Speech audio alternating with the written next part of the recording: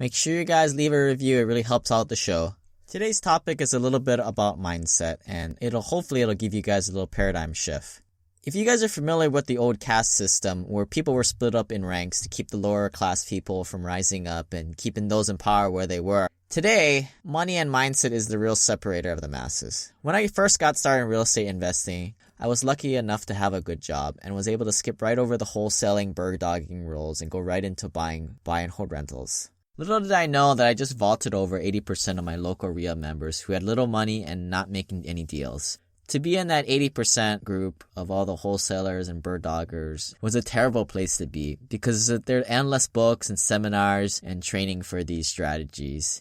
And not to mention, the competition in this field was fierce.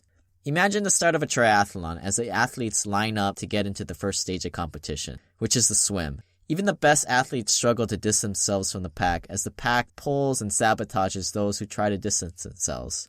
As I was purchasing rental after rental, I discovered that there was still a moderate level of competition because the barrier to entry was relatively low for someone to buy a single-family home. They just needed about $20,000 to $70,000 for a down payment.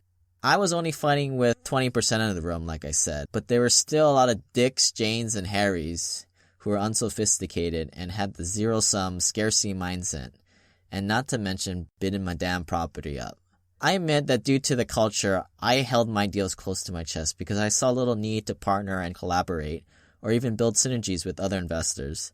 I admit for about 4 years, I played Kiyosaki's cash flow game by starting out with the small deals instead of collaborating with people and going after the big deals right out the gate because I thought that I had to do all this on my own and I thought the other people were my competition. Heck, that's why that game took so long to finish and it was pretty boring. After building a good single-family home portfolio, and more importantly, a livable passable cash flow base, I turned my attention to apartments because of this theory of why the view is best from the top. In my experience, the people who do this are the 1% who have at least $50,000 to play ball and exhibit collaborative and abundance mindset qualities. This is truly how the game should be played. If you ever got into the top of the hiking trail, notice how much nicer the view is and how much less people there is when you just first started. Also how much less the wait for the restroom is. Other good reading is from Tim Ferriss, where he says, and I quote, "It's lonely at the top. 99% of the world is convinced that they are incapable of achieving great things, so they aim for the mediocre middle ground. The level of competition is thus fiercest for realistic goals, paradoxically, making them the most time and energy consuming. It is easier to raise $10 million than it is for $1 million. Today's simple passive cash flow action plan is to first identify how you are navigating your relationships with other people in the real estate community. Second, when you network, do you use an abundance mindset or are you all about the quid pro quo? If it is, you need to change that.